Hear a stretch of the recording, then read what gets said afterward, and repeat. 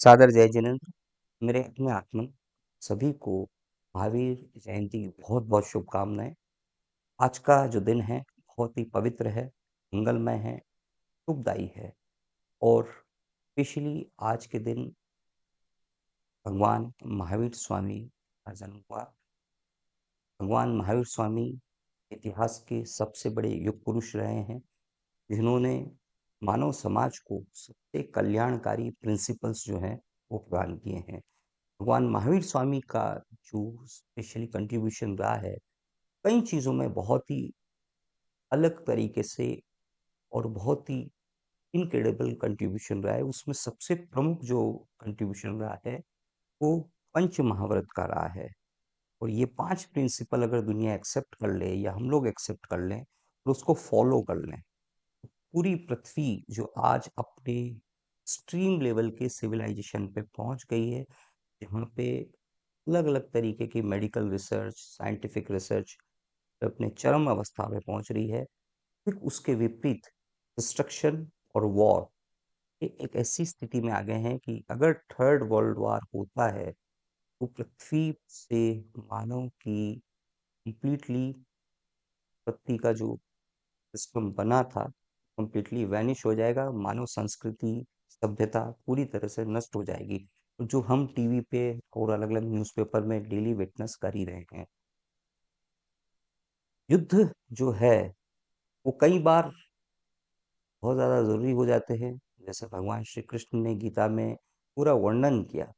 लेकिन उससे पहले भगवान श्री कृष्ण ने पूरा प्रयास किया कि शांति स्टेब्लिश हो जाए और शांति के लिए बार-बार जाकर के दुर्योधन और साथ ही धृतराष्ट्र, भीष्म उन सबको उन्होंने रिक्वेस्ट की कि किसी भी तरीके से अक्षौणी सेना है, वो युद्ध में निस पूरी तरीके से नष्ट हो जाएगी, तो इसके लिए उन्होंने पूरा प्रयास किया। लेकिन अंतिम प्रयास भी जब विफल हो गया, तब उन्होंने फिर युद्ध के लिए प्रेरित किया और युद्ध के लिए उन्होंने अर्जुन को पूरी की पूरी जो गीता है, उसका उपदेश दिया। उसमें शांति पर वो बहुत इम्पोर्टेंस रखता है और उसी में ही पितामह भीष्म ने ये एक्सेप्ट किया कि काश अगर ये युद्ध नहीं होता, तो मानव समाज ने बहुत ही शीर्ष अवस्था तक पहुँच जाता। महावीर स्वामी के जो 5 प्रिंसिपल हैं, उनका बहुत ज़्यादा सिग्निफिकेंस इस सेंस में है कि आज अगर जो विश्व अगर उसको एक्सेप्ट करता है, तो ये जो भीषण तबाही पूरे विश्व में हो रही है, ये पूरी तरह से रुक जाती और मानव समाज जो है, वो देवताओं के समान जो सुख भोगने की अवस्था तक पहुँच गया है, तो वो सुख से शांति और शांति से आनंद की तरफ प्रेरित होता। 5 जो प्रिंसिपल उन्होंने दिए हैं, उसमें सबसे प्रमुख है सत्य, यानी कि आपको सही बोलना है, झूठ यथासंभव कम बोलना है, देन अहिंसा, नॉन वायलेंस। ये सबसे ज़्यादा इम्पोर्टेंस रखने वाला प्रिंसिपल है, क्योंकि अगर ये एक्सेप्ट कर लिया जाए, क्योंकि आज पूरा जो वर्ल्ड है, वो इंटरडिपेंडेंट होने के साथ-साथ एक तरीके से पूरी तरीके से एक विश्व बन गया है और वो एक विश्व जो है, वो सभी राष्ट्रों की दूरियां अब समाप्त होती गई है। अगर ये प्रिंसिपल फॉलो हो जाए, तो मानव समाज बहुत प्रगति के पथ पर अग्रसर हो।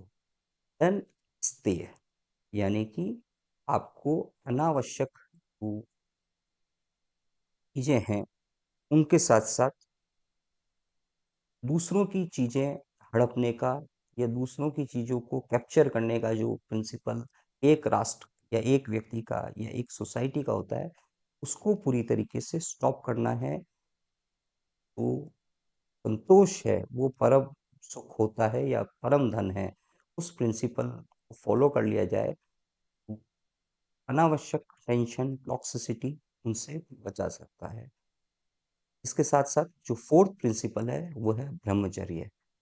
ब्रह्मचर्य बहुत हद तक स्पेशली एक बाउंड्री बना देता है कि जो मैरिजेज़ हुई है, वहीं तक वो व्यक्ति अपने इच्छाओं की पूर्ति करे। इसके अलावा वो अपनी बाउंड्रीज़ को जो लक्ष्मण रेखा है, उसको क्रॉस नहीं करे। आज हम लोग जो देख रहे हैं, जिन-जिन लोगों को हम लोग वर्ल्ड के टॉप मोस्ट जीनियस या इनोवेटर्स या मोस्ट सक्सेसफुल रिचेस्ट व्यक्ति मानते रहे हैं या राष्ट्र के प्रमुख व्यक्ति मानते हैं रहे हैं, वो एप्स्टीन फाइल में उनका नाम आ रहा है, तो कितना कलंकित हो रहा है। कई राष्ट्र के जो राष्ट्रपति है या प्रधानमंत्री, उन्होंने रिजाइन दिया है इसकी वजह से। अगर वो इस चीज को कंट्रोल कर लेते तो ये शायद परिणाम उनको भुगतने नहीं पड़ते। स्पेशली रावण के पर्सपेक्टिव में भी रावण में सारे गुण थे। रावण बहुत ही महान पंडित था। रावण जैसा भक्त, तरीके से हम लोग कहें कि अपने आप में यूनिक था, उसके जैसा कोई भक्ति नहीं हो सकता। इसने भगवान शंकर को प्रसन्न करने के लिए 10 बार अपने शीश को काट करके उनको समर्पित किया, और अपने आप में वो बहुत बड़ा साइंटिस्ट था।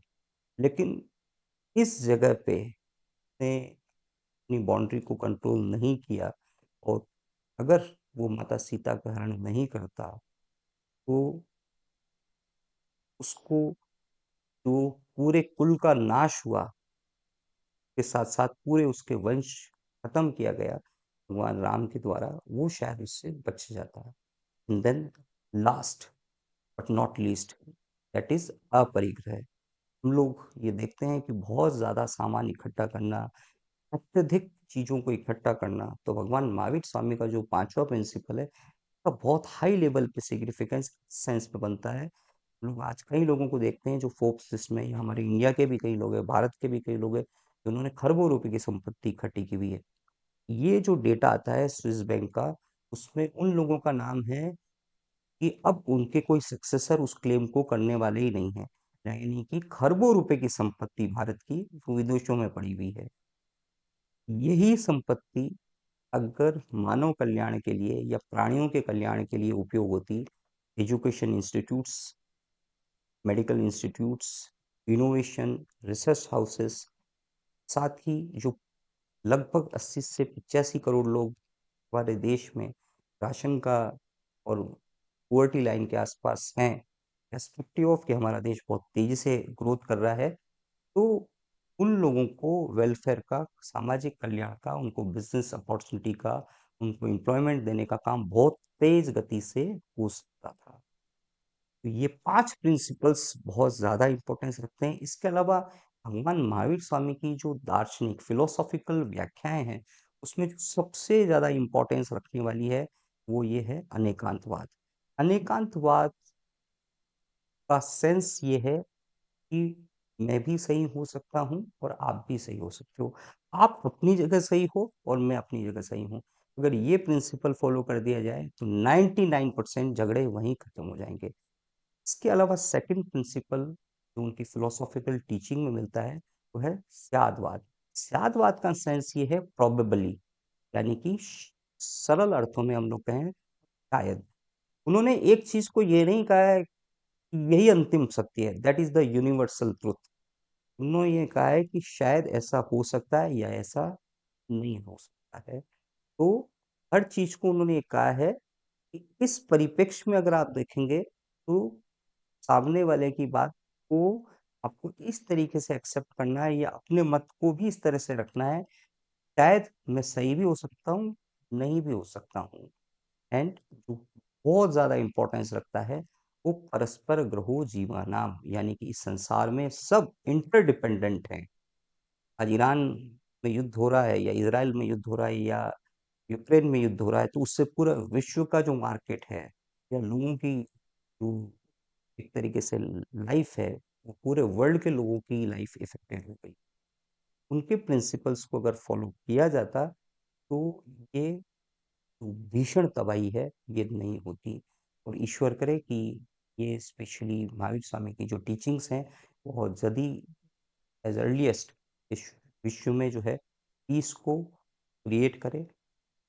साथ ही भगवान महावीर स्वामी के जो सबसे इम्पोर्टेंट एलिमेंट्स जो निकल के आते हैं, उनकी जो टीचिंग्स हैं, उनके जो फॉलोअर हैं, उन्होंने अपने अपने फील्ड में सुप्रीम लेवल की एक्सेलेंसी ऑफ रिजल्ट्स को क्रिएट किया है। दो तीन नाम जो इतिहास में आते हैं, दानवीर भामाशाह। दानवीर भामाशाह के नाम पे तो अवार्ड रखा जाता है। इन्होंने अपनी मातृभूमि के लिए, हमारे वीर शिरोमणि मेवाड़ के हमारे राजा राणा प्रताप को युद्ध को कंटिन्यू करने के लिए, कि वो अपने देश की, अपनी मातृभूमि की, मदरलैंड की रक्षा कर सकें, अपने धर्म की रक्षा कर सकें, इसके लिए लगभग उस समय के अनुसार 2100 बैलगाड़ियाँ, क्योंकि उस समय पे जो बैलगाड़ियों का सिस्टम था, वो भर करके स्वर्ण की, सोने की मुद्राएँ दी। फिर लगभग 5 लाख व्यक्ति लगभग 22 साल तक युद्ध कर सकते थे। इतनी उन्होंने रिसोर्सेज़ प्रोवाइड किए और उसी की वजह से महाराणा प्रताप वापस अपने आप को एकत्रित, उन्होंने बैरियर्स को और अपनी मिलिट्री को और अपनी आर्मी को किया, वेपन्स को इकट्ठा किया। उसमें स्पेशली भील जाति जो भीलवाड़ा से बिलॉन्ग करती है, उनका बहुत बड़ा कंट्रीब्यूशन रहा। बंजारा बस्ती, उनका बहुत बड़ा कंट्रीब्यूशन रहा और महाराणा प्रताप ने एक सेना को अगेन उनके करेज को इकट्ठा करके और फिर तो प्रोटेक्शन ऑफ मदरलैंड, पूरे मेवाड़ को उन्होंने जीता अपने जीवन काल में ही। और साथ ही इसी के साथ-साथ एक नाम और आता है, सेठ टोडरमल, जिन्होंने सिख धर्म के जो महान गुरु हैं, गुरु गोविंद सिंह साहब, उनके जो 2 साहबजादे थे, उनको षड्यंत्र के तहत जिंदा चुनवा गया गया था और उनको ये माँग की गई थी कि आप अपना धर्म परिवर्तन कर लो। लेकिन उन्होंने अपने धर्म को, जो हिंदू धर्म या सनातन धर्म के नाम से है, उसको उन्होंने किसी भी हालत में मरना एक्सेप्ट किया, लेकिन उन्होंने धर्म को चेंज करना या कन्वर्शन करना on the cost of life, वो भी एक्सेप्ट नहीं किया। अन्य सिख धर्म के फॉलोवर्स, कि उनको ऐसे महान व्यक्ति मिले जिन्होंने एक माइलस्टोन ऑफ लेगेसी को एस्टेब्लिशमेंट किया। और वहाँ जब उनकी जो अंतिम संस्कार है, विधिवत हिंदू परंपरा या सनातन परंपरा के अनुसार होना चाहिए था, लेकिन उसके लिए वहाँ पे डिमांड रखी गई कि इनके बराबर गोल्ड को अगर रखा जाएगा, तभी वो जो उस समय के जो रूलर थे, उन्होंने कहा कि ये फुलफिलमेंट होगा, तभी ये अंतिम संस्कार जो है फिनरल की, वो प्रक्रिया संपन्न हो पाएगी। तो मैं सेठ टोडरमल जितना रिक्वायरमेंट बॉडी का होता है उतना लेके आए, लेकिन जो सामने वाला था उसका इंटेंशन या उसकी नीयत है वो खराब हो गई। उन्होंने कहा नहीं, जितना इनको बाउंड्री जितनी है, ईस्ट, वेस्ट, साउथ और नॉर्थ, जितना एक ज़मीन को बनाने में ऊपर, नीचे, दाएँ-बाएँ बनता है, उतनी सोने की मुद्राएँ चाहिए। उन्होंने कहा ठीक है। उसके बाद उन्होंने अपना सारा फंड्स है वो निकाला और पूरा का पूरा कंट्रीब्यूशन निकाल करके, पूरा जितना ज़मीन के नीचे, ऊपर, दाएँ-बाएँ बनता है, वो कंट्रीब्यूशन दिया। वो कंट्रीब्यूशन इतना बड़ा कंट्रीब्यूशन है कि आज पूरे वर्ल्ड में इतनी महँगी ज़मीन कहीं से कहीं तक किसी ने भी नहीं खरीदी है। सबसे बड़ी ज़मीन का कंट्रीब्यूशन उन्होंने दिया है और उसके बाद गुरु गोविंद सिंह साहब ने उनका बहुत ज़्यादा रिगार्ड और रिस्पेक्ट किया है। That is the great teaching implementation by Seth Todarmal on the basis of Bhagwan Mahavir स्वामी। एक चीज़ जो बहुत इम्पोर्टेंट है, इतिहास ने कुछ व्यक्तियों को ही सेलेक्ट किया है जिनके आगे वीर लगाया है। एक्चुअल में भगवान महावीर स्वामी है, उनका नाम वर्धमान और उनकी माताश्री का नाम त्रिशला और उनके पिताश्री का नाम सिद्धार्थ था। गौतम बुद्ध का भी ओरिजिनल नाम सिद्धार्थ ही था। आगे जब उनको बुद्धत्व की प्राप्ति हुई, बुद्धत्व या तथागत में उनका नाम पब्लिक में आइडेंटिफाई किया गया। लेकिन जो हिस्ट्री की बात करते हैं, तो सबसे इम्पोर्टेंट जो नाम निकल के आते हैं, इतिहास ने वीर नाम एक्सेप्ट किया है केवल 3 व्यक्तियों के लिए। नंबर 1 वर्धमान, जिनको महावीर की उपमा दी गई, क्योंकि उनके कार्य इतने करेजियस थे, इतने डायनामिक थे, इतने हाई लेवल के इनोवेटिव थे कि वो पूर्ण रूप से अभय थे। बचपन से ही उनके जो तीर्थंकर होने की वजह से उनके अंदर कई ऐसी अद्वितीय शक्तियाँ थी, जो नॉर्मल लोगों में नहीं होती थी। सेकंड नाम जो निकल के आता है, जो इतिहास ने एक्सेप्ट किया, वो विक्रमादित्य के आगे लगाया, वीर विक्रमादित्य। और थर्ड नाम, जो मोस्ट इम्पोर्टेंट है, हम सबके जो आराध्य है, हनुमान जी महाराज। हनुमान जी महाराज के आगे महावीर लगाया जाता है कि वो भी बहुत ही ज़्यादा करेजियस रहे हैं। इसलिए कहा जाता है महावीर विक्रम बजरंगी, कुमति निवार सुमति के संगी। सेंस इज दैट कि हनुमान जी महाराज जो हैं वो भी अत्यधिक वीर हैं, उनके मुकाबले कोई वीर नहीं है। और साथ ही जो महावीर स्वामी की जो 5 टीचिंग आती है, उसमें जितेंद्रिय, उन्होंने अपनी इंद्रियों को वश में किया, पूर्ण ब्रह्मचर्य का पालन किया, उसमें हनुमान जी महाराज आते हैं। तो that is the great combination of the Sanatan Sanskriti and Jainism. और जैन समाज के अकॉर्डिंग या जैन आइडियोलॉजी के अकॉर्डिंग ओंकार मंत्र को सबसे पवित्रतम माना जाता है।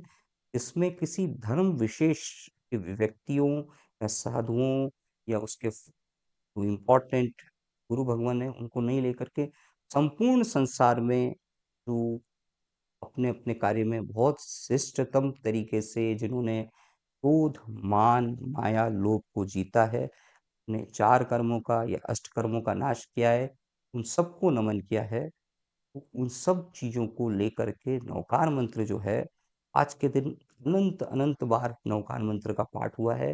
वो वाइब्रेशंस आज के दिन जो है वो बहुत ज़्यादा शुभ, पवित्र और मंगलदायी है। तो इस संपूर्ण संसार में सुख, शांति, आनंद और कल्याण की एस्टेब्लिशमेंट करेगी।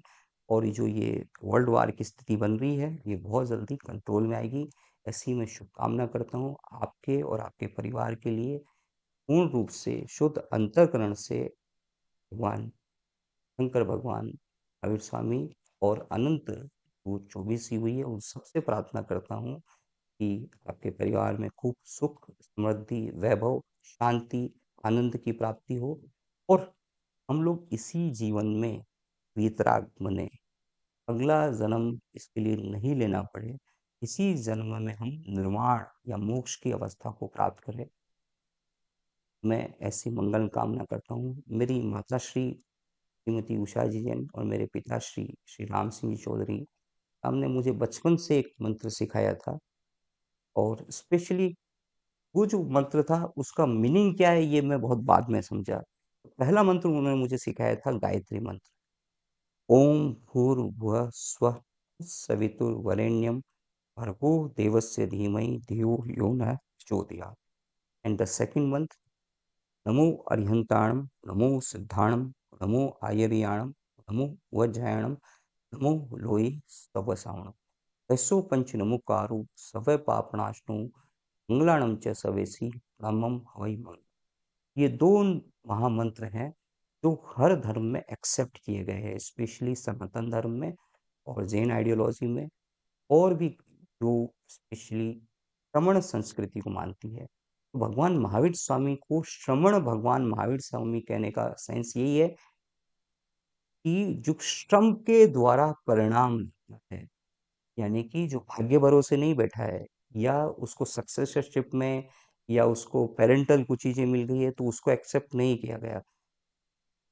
हो सकता है कि वो बहुत सक्सेसफुल परिवार में पैदा हो गया। नंबर ऑफ बिग पर्सन्स को हम लोग देखते हैं कि उनके परिवार में कोई लोग पैदा हो गए लेकिन वो अपनी लेगेसी को कंटिन्यू नहीं कर पाए। इसलिए भगवान महावीर स्वामी जो है, उनकी टीचिंग में उन्होंने श्रमण का जो सेंस लिया है, वो ये है कि जो श्रम के द्वारा रिजल्ट्स को प्रोड्यूस करे, जो इनोवेशन के द्वारा रिजल्ट्स को प्रोड्यूस करे, जो इन्वेंशन के द्वारा रिजल्ट्स को प्रोड्यूस करे और वर्ल्ड के लिए एक बहुत बड़ा माइलस्टोन ऑफ सक्सेस को स्टेब्लिशमेंट करे। महावीर स्वामी के जो शिष्य रहे हैं, उस समय जो सम्राट अशोक, पिताश्री बिंबिसार, चंद्रगुप्त, उन्होंने भी जैन दीक्षा ली। उसी के साथ-साथ एक बहुत बड़ा कंट्रीब्यूशन महावीर स्वामी का इस सेंस में भी निकलता है कि अनेक धर्मों में स्त्रियों को मोक्ष जाने का अधिकार नहीं है या स्वर्ग जाने का अधिकार नहीं है। एक धर्म विशेष ने तो स्त्रियों को दीक्षा देने से ही मना कर दिया, रेस्पेक्टिव कि वो पूरा धर्म हमारे ईस्टर्न वर्ल्ड में बहुत तेजी से फैला। लेकिन केवल मात्र महावीर स्वामी थे जिन्होंने ये एक्सेप्ट किया कि जो हमारी आत्मा है, सोल जो है, वो न तो पुरुष है, न स्त्री है। तो स्त्रियों को भी मोक्ष जाने का उतना ही राइट और एंटाइटलमेंट बनता है। इसलिए महासती चंदनबाला एक बहुत बड़ी राजकुमारी थी। उनके द्वारा और उनको प्रमुख बना करके लगभग 36,000 से ज़्यादा उन्होंने फॉलोवर्स या उनके द्वारा जो दीक्षा दी गई, वो लेडीज़ थी या वो ऐसी थी जो पिछली जैन धर्म की प्रभावना से बहुत ज़्यादा प्रभावित होकर के उन्होंने अपना सब कुछ त्याग करके महावीर स्वामी की शिक्षाओं को ग्रहण किया। महावीर स्वामी का टोटल जो दीक्षा जो टाइमिंग आता है वो 30 साल की एज में उन्होंने दीक्षा ली और 12 साल की उन्होंने तपस्या की। 12 साल की जो तपस्या है ये 23 तीर्थंकर जो जैन धर्म के अनुसार हैं, उन सबकी तपस्या से बढ़ कर के ये तपस्या थी। इस 12 साल की तपस्या में महावीर स्वामी ने केवल 1 साल का भोजन ही किया है, मतलब 11 साल तक कुछ भी उन्होंने आहार ग्रहण नहीं किया। उन्होंने मौन, साइलेंस और मेडिटेशन की सबसे ज़्यादा हाई लेवल की डिफरेंट डिफरेंट टाइप के जो टेक्निक्स हैं, मेथड्स हैं, सॉल्यूशंस हैं, वो मानव समाज को प्रोवाइड किए। तो ये सारी चीज़ें जो है हम सबके लिए बहुत ज़्यादा इंस्पिरेशन देने वाली है। साथ ही हम लोगों को पीस, प्रॉस्पेरिटी और एक बहुत हाई लेवल का विज़डम देने वाली है। परमम परमपिता परमेश्वर से मैं प्रार्थना करता हूँ कि हम सबको भगवान महावीर स्वामी का आशीर्वाद प्राप्त हो, हम सबका मंगल हो, सबका मंगल हो, सबका मंगल हो। सादर जय जिनेंद्र।